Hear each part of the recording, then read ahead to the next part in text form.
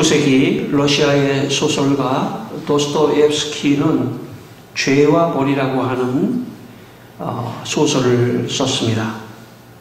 그 소설에 나오는 주인공 라스콜리니코프라고 하는 사람이 고리대금업자 전당포 노파를 살해합니다. 그리고 그는 이런 말을 합니다. 그 노파는 내 손에 죽은 것이 아니라 자기 병 때문에 죽어간 것이다. 아, 정말 그 노파가 밉다. 만약 숨을 돌려서 되살아난다면 나는 다시 죽여버릴 것이다. 나는 이를 한 마리 죽였을 뿐이요, 아무 쓸모도 없는 추잡스럽고 해만 끼치는 이를 나는 이러쿵저러쿵 하는 그따위 이론을 아예 무시하고 죽이고 싶었어. 나를 위해서, 나 한 사람을 위해서 죽이고 싶었던 거요. 할멈을 죽인 것은 악마였어. 내가 아니야.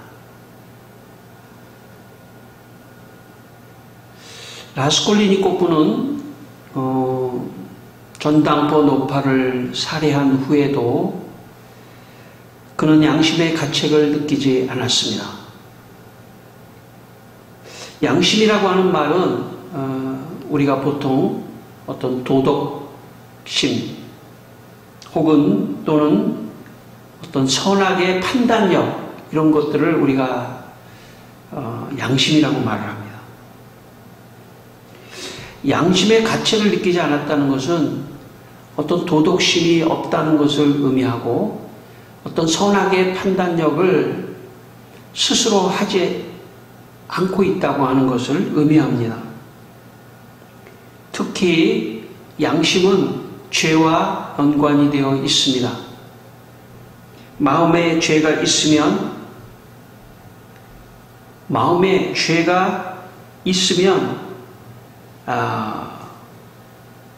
양심이 없게 되고, 마음에 죄가 없으면 양심이 있게 되는 이런 비례의 관계에 있다고도 말할 수가 있습니다.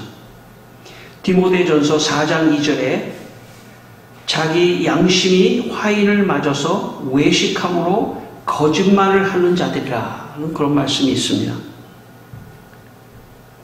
마치 불에 단 인두로 낙인을 찍으면 그 부분이 딱딱해지고 굳어지고 무감각해지는 것처럼 양심이 화인을 맞으면 양심의 가책을 느끼지 않는다는 것이죠.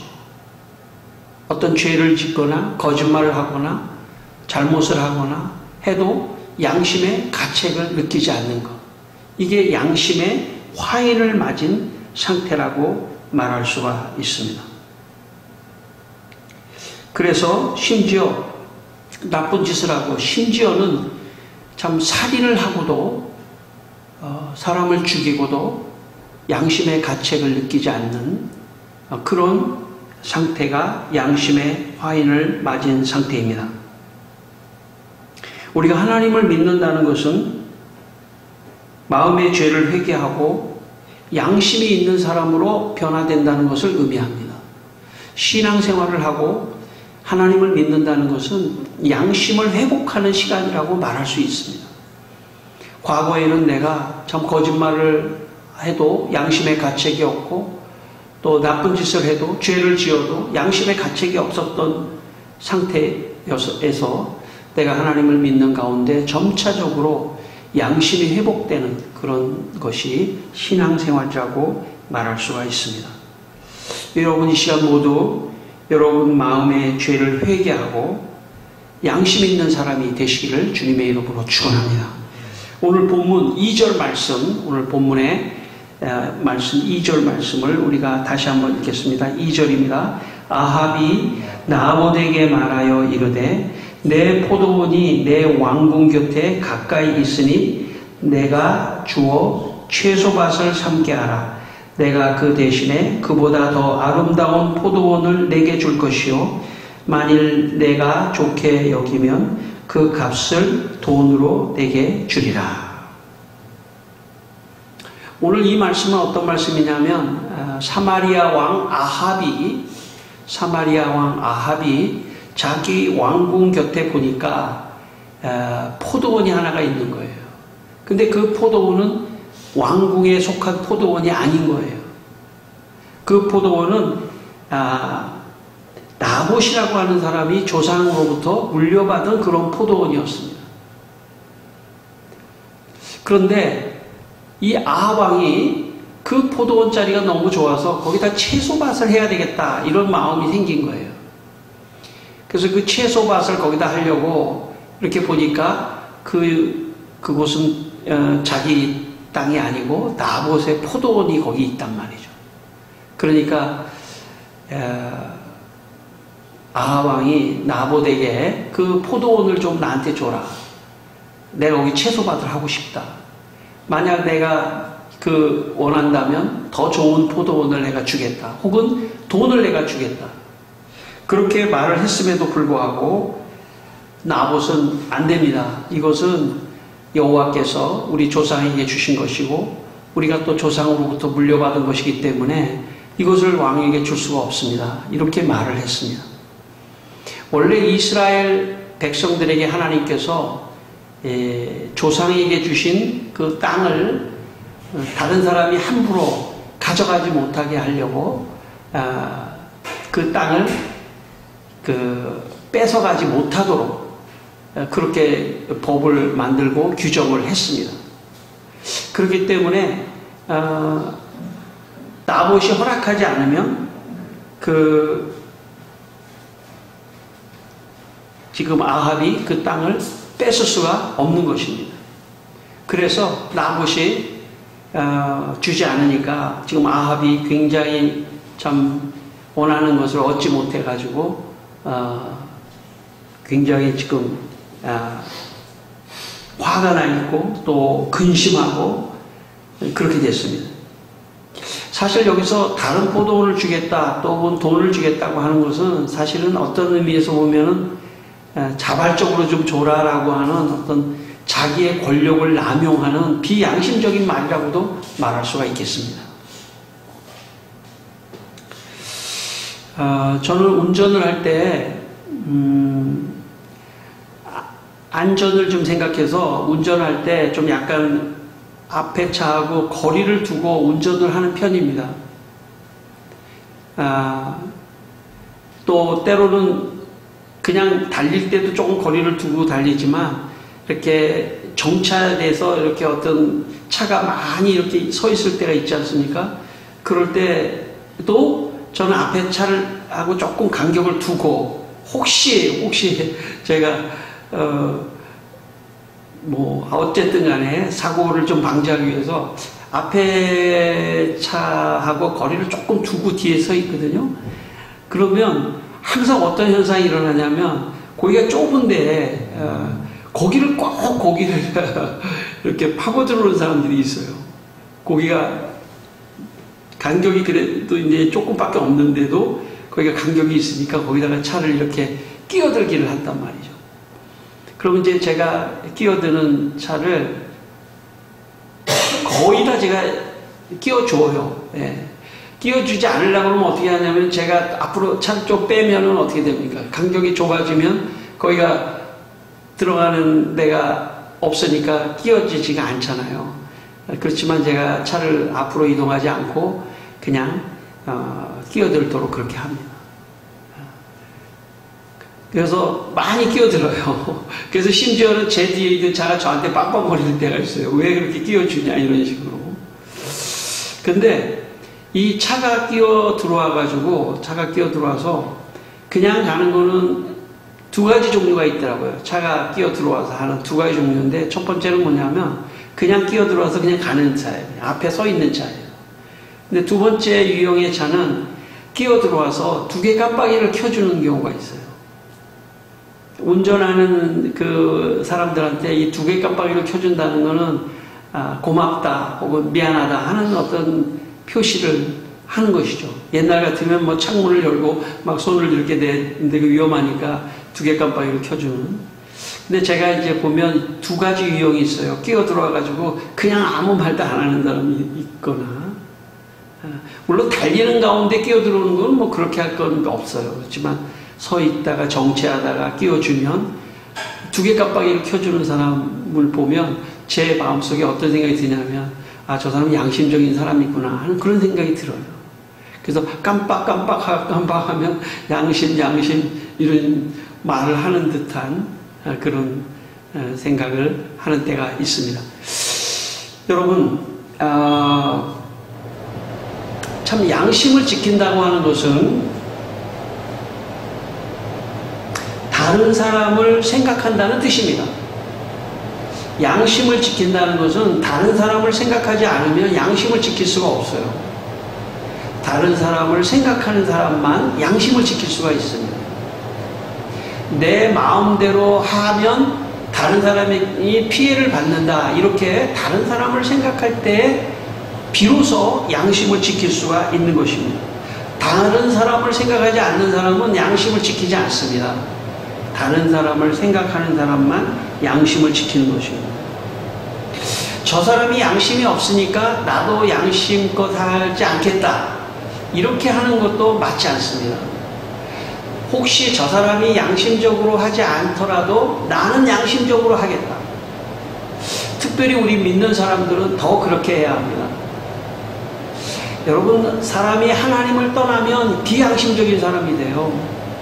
하나님을 떠나면 비양심적인 사람이 더 많이 됩니다.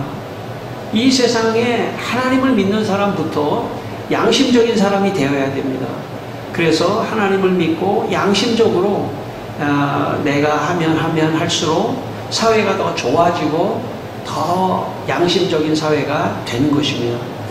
그래서 내가 원하지, 내가 볼 때 어떤 사람이 양심적이지 않아도 나는 양심적인 그런 삶을 살아야 하는 것입니다. 베드로전서 3장 16절에 선한 양심을 가지라 라는 말씀이 있습니다. 우리 믿는 사람들은 아주 작은 일부터 선한 양심을 가지고 생활을 해야 합니다. 그러면 비양심적인 사회가 양심적인 사회로 변화되는 것입니다. 여러분, 오늘 이 아침에 하나님께서 말씀을 통해서 우리에게 말씀하고 계십니다. 지금보다 더 양심적인 사람이 되어라. 어떤 작은 일에서부터 양심적인 사람이 될 수 있도록 그렇게 우리를 양심을 지켜야 된다. 그렇게 생각하시기를 바랍니다. 오늘 본문 7절 말씀을 읽겠습니다. 오늘 본문 7절 말씀 같이 한번 읽겠습니다. 그의 아내 이세벨이 그에게 이르되 왕이 지금 이스라엘 나라를 다스리시나이까 일어나 식사를 하시고 마음을 즐겁게 하소서. 내가 이스라엘 사람 나봇의 포도원을 왕께 드리리라 하고. 아합 왕이 나봇의 포도원을 갖고 싶었는데 나봇이 그 포도원을 줄 수 없다고 하니까 아합 왕이 근심하며 침상에 누워서 일어나지 않고 밥도 먹지 않고 이렇게 있으니까 그의 부인 이세벨이 와가지고 아합에게 말합니다. 아합이요, 당신은 이스라엘 나라 왕이 아닙니까? 이 말은 무슨 말이냐면 당신이 이스라엘 나라의 권력자 아닙니까? 최고의 힘을 가진 사람 아닙니까? 그까지 나봇 하나 그냥 해치우시고 그냥 포도원을 가지십시오. 그런 말을 지금 하고 있습니다. 여러분, 이세벨은 이스라엘 사람이 아닙니다. 이세벨은 이방 여자입니다. 하나님을 믿지 않고 우상을 섬기는 이방 여자 이세벨. 그 이세벨이 지금 아합 왕에게 당신의 권력을 가지고 그냥 뺏으세요. 그렇게 지금 말하고 있는 것입니다. 그러면 가만히 있으십시오. 왕은 가만히 있으세요. 제가 그걸 뺏어 주겠습니다. 하는 말을 지금 7절에서 하고 있는 것입니다. 여러분, 비양심은 전염이 됩니다. 선한 양심도 전염이 되지만 양심적이지 않은 것도 전염이 됩니다.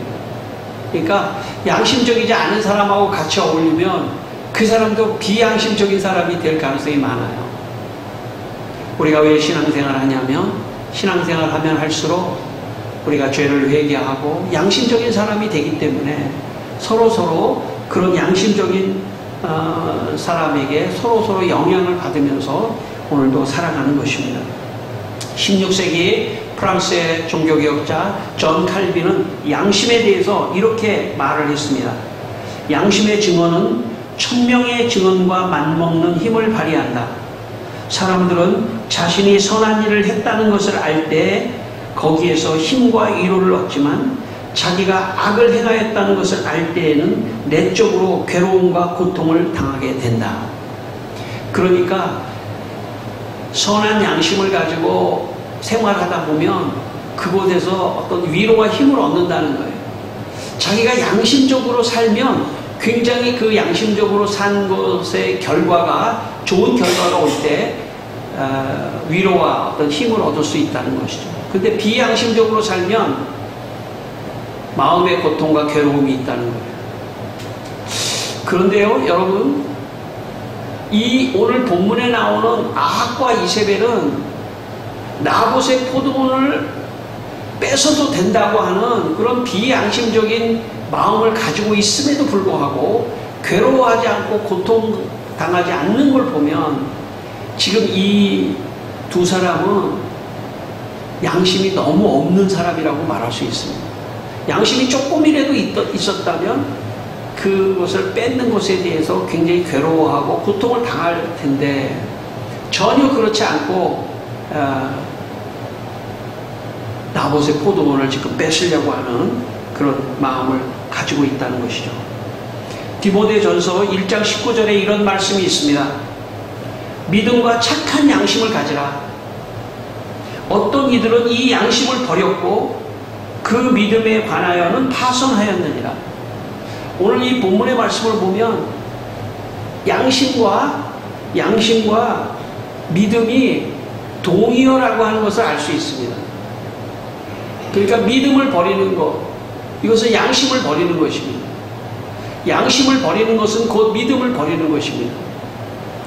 믿음을 지키는 것은 곧 양심을 지키는 것입니다. 양심적인 사람이 되어야 합니다. 내가 조금이라도 양심적이지 못할 때 괴로워해야 합니다. 아, 내가 양심적이지 못했구나. 아주 우리의 일상에서 작은 일에서부터 그런 어떤 양심을 지키는 그런 훈련을 해야 합니다. 그게 신앙의 훈련입니다. 신앙이 좋다고 하는 것은 겉으로만 어떤 외향적인 종교적 생활만이 아닙니다. 어쩌면 더 본질, 우리의 삶의 깊숙한 곳으로 들어갈 때는 양심의 문제일 수 있습니다. 양심적이지 않은 사람은 신앙이 좋은 것이 아닙니다. 양심적인 사람이 믿음이 좋은 것입니다. 오늘 이 아합과 이세벨은, 아합은 그래도 이스라엘의 하나님을 조금 믿었던 사람이에요. 아합은. 그런데 이 아합은 자기의 욕심을 가지고 나봇의 포도원을 빼앗으려고 하는 이런 비양심적인 마음을 가지고 있음에도 불구하고 그는 사실 그걸 뺏지 못해서 괴로워했던 거지 양심 때문에 괴로워했던 것이 아닙니다. 저거를 지금 내가 뺏어야 되는데, 내가 얻어야 되는데 하는 것 때문에 그가 시름을 전폐하고 괴로워했던 것이지 양심 때문에 괴로워했던 것이 아닙니다. 여러분, 신앙생활을 한다는 것은 우리의 양심이 회복되는 것이 신앙생활입니다. 여러분, 우리의 양심이 회복되는 그런 역사가 여러분의 삶에 있기를 바랍니다. 양심이 회복되어야 합니다. 오늘 10절, 마지막 우리 10절 말씀 한번 읽겠습니다. 10절입니다. 같이 읽습니다. 불량자 두 사람을 그의 앞에 마주 앉히고 그에게 대하여 증거하기를 내가 하나님과 왕을 저주하였다 하게 하고 곧 그를 끌고 나가서 돌로 쳐 죽이라 하였더라. 예. 여러분, 이세벨이 왕의 이름으로 편지를 썼습니다. 누구에게? 그 지역의 장로와 귀족들에게. 어떤 편지를 썼냐? 나봇이 하나님과 아합 왕을 저주했다고 모함하는 편지를 쓰게 됩니다. 그리고 나봇을 사람들 앞에 세워놓고 나봇이 하나님과 아합 왕을 저주했기 때문에 저를 돌로 쳐 죽여야 된다라고 그렇게 모함을 하고 결국은 나봇을 돌로 쳐 죽입니다. 그리고 포도원을 갔습니다.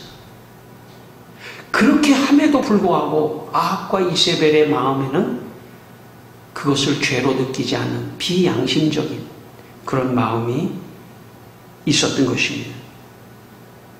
여러분, 이 세상에 우리가 참 하나님의 심판대 앞에 가서 심판을 받는 거일 때만 우리가 벌이라고 생각하면 안 됩니다.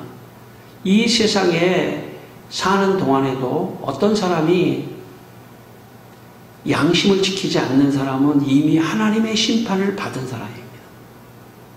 양심을 지키지 않고 비양심적으로 있는 것 그 자체가 벌입니다. 심판입니다. 오늘 아합과 이세벨은 자기 양심을 버리고 믿음에서 떠나고, 그래서 결국은 우리 뒤에는 안 읽었지만요, 이세벨과 아합은 처참하게 죽게 됩니다. 심판을 받는 거죠. 비양심적인 사람이 심판을 받는다고 하는 메시지를 성경은 우리에게 주고 있는 것입니다. 미국의 제16대 대통령 아브라함 링컨은 가난한 집에서 태어났습니다. 그러나 그는 하나님을 잘 믿는 그런 청년이었습니다. 18살 때 집을 나와 가정이 어려워 상점에서 점원으로 일하게 되었습니다. 20살 때 그는 고향을 떠나 멀리 일리노이주에 있는 한 상점에서 일을 하게 되었습니다. 밤늦게 상점문을 닫고 장부를 정리하는데 보니까 장부의 돈보다 실제 돈이 3센트가 더 있다는 것을 발견합니다. 가만히 생각해 보니까 낮에 어떤 부인에게 3센트를 돌려줬어야 되는데 돌려주지 못했다는 것을 깨닫게 됩니다. 링컨은 하나님을 잘 믿는 사람이었기 때문에 수입을 잡았다, 그렇게 생각하지 않고 그의 양심상 이걸 돌려줘야 한다, 빨리 돌려줘야 한다. 그리고 그는 정말 먼 거리에 있는 그 여자분의 집을 알고 있어서 그분의 집에 찾아갔습니다. 그리고 3센트를 돌려주었습니다. 그때 그 여자 부인이 그 돈을 받고 이 링컨에게 유명한 덕담을 합니다. 이렇게 덕담을 합니다. 이것은 백금보다 더 귀한 3센트이군요. 당신의 정직한 마음은 반드시 참된 값으로 인정을 받을 때가 올 것입니다. 20살의 링컨, 그는 미국의 대통령이 됩니다.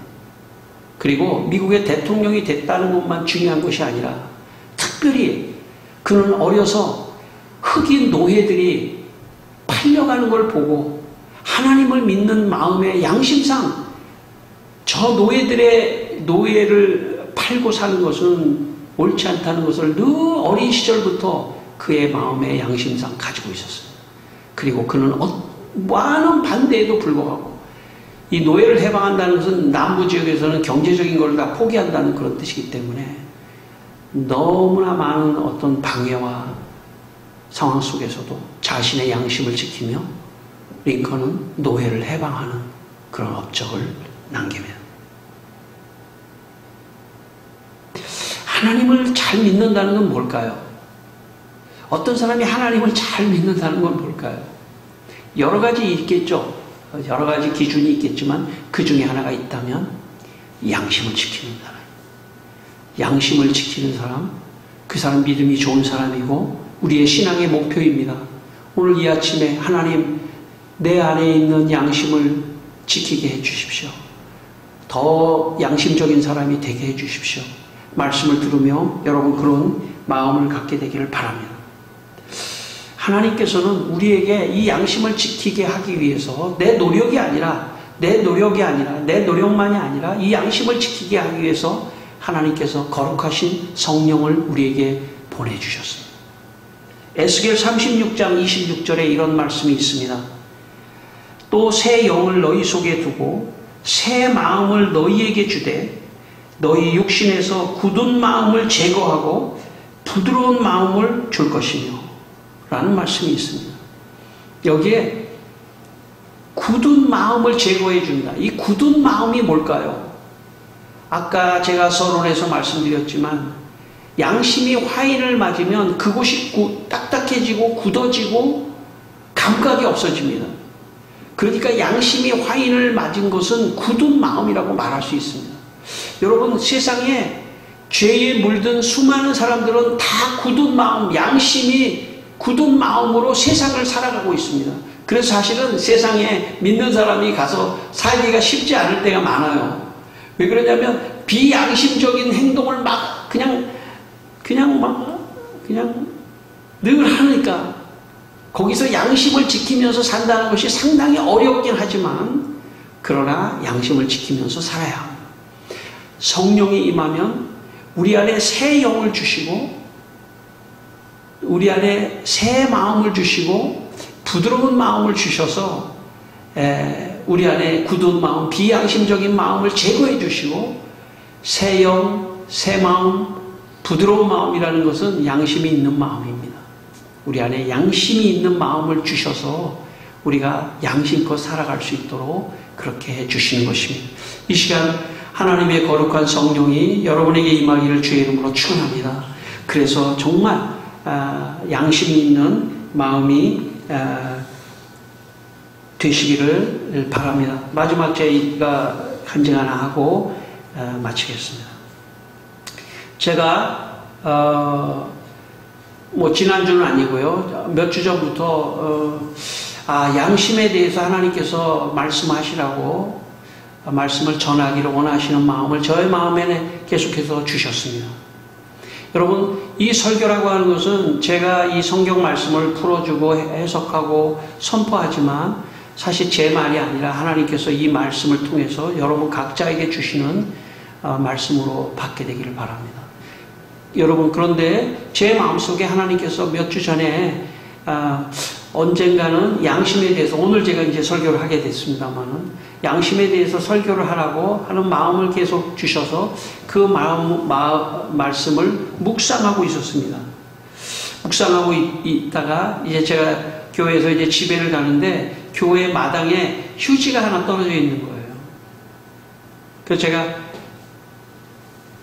깨끗한 녹색 잔디 위에 휴지가 있으니까 그걸 제가 주워서 버려야 되겠다 생각을 했습니다.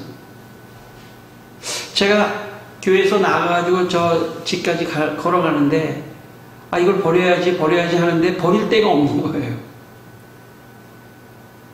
그냥 길에다 도로 있는 옆에다 이렇게 버릴 수도 있었겠죠. 근데 제가 특별히 양심을 묵상하고 있는 입장이라서 그걸 버릴 수가 없더라고요. 그 작은 휴지지만 그걸 버릴 수가 없어가지고 계속 손에 쥐고 있다가 집에까지 가가지고 집에 쓰레기통에다 제가 버린 적이 있습니다. 여러분, 하나님을 믿는다고 하는 것은 아주 작은 일에서부터 자기가 볼 때 양심적이지 않은 것에 대해서 거부하고 양심적으로 살려고 하는 것이 하나님을 믿는 것이라고 저는 믿습니다. 오늘 이 아침에 우리 모두에게 양심을 지키라고 하는 하나님의 음성을 여러분 듣게 되시기를 주의 이름으로 축원합니다. 우리 한번 기도하겠습니다. 다 같이 한번 기도하겠습니다. 하나님 아버지, 양심을 지키게 하여 주시옵소서. 아버지 하나님, 우리가 일상을 살아가면서 아버지 하나님, 오늘도 아버지 하나님 말씀을 들으면서 혹시 양심을 지키지 않은 것이 생각나는 것이 있으면 회개합니다. 주님, 회개하고 양심을 지키게 하시고 하나님이여 더 양심껏 아버지 하나님 살아갈 수 있도록 주여 우리를 도와주시고 축복하여 주시기를 기도합니다. 사랑하는 주님, 오늘도 주님의 은혜와 은총을 더하여 주시고 아버지 하나님, 우리 모두에게 하나님의 성령을 부어주셔서 양심이 회복되는 역사가 일어나게 하여 주시옵소서. 하나님 아버지, 우리 성도들에게 새 영을 부어주시고 새 마음과 부드러운 마음을 주셔서 양심을 잘 지켜서 하나님이 주시는 축복을 받게 하여 주시옵소서. 예수님의 이름으로 기도드리옵나이다. 아멘.